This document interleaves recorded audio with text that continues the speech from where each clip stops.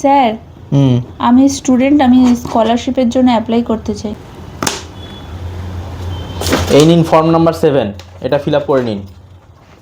চলে এসছে সকাল সকাল। হ্যাঁ স্যার, করে দিয়েছি। করে দিয়েছেন, ঠিক আছে।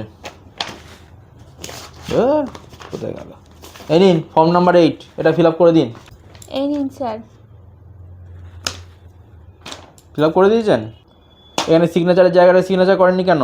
সিগনেচার করুন। ঠিক করে দেখবে না ফর্মগুলো, ফিল আপ করতে চলে এসছে। এই নিন স্যার। সিগনেচার করেছেন? এই ডেটটা দেননি কেন? ডেট না দিলে হবে নাকি? কবে করছেন এটা? দিন, ধরুন ডেট দিন। এই নিন, হয়ে গেছে। এই স্কুলের নামটা শর্টে লিখেছেন কেন? এই শর্টে লিখলে আপনার কোন স্কুল কী করে বুঝবো আমি?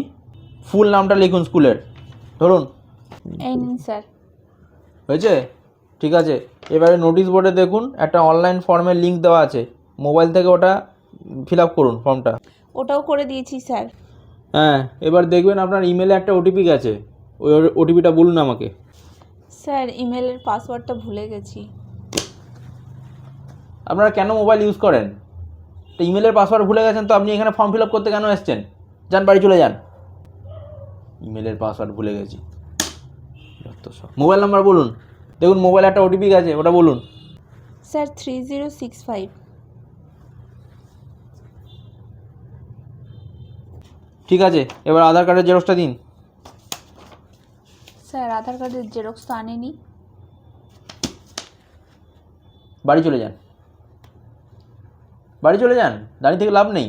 ফর্ম ফিল আপ করতে এসছেন, আধার কার্ডের জেরক্স আনেননি, ইমেলের পাসওয়ার্ড জানেন না, মানে আপনি কি এখানে ইয়ার্কি করতে এসছেন নাকি? যান, বাড়ি চলে যান। দরকার নেই, আপনার স্কলারশিপ দেওয়ার দরকার নেই। আমি গভর্নমেন্টকে বলে দেবো আপনাদের মতো স্টুডেন্টের স্কলারশিপ দেওয়ার দরকারই নেই।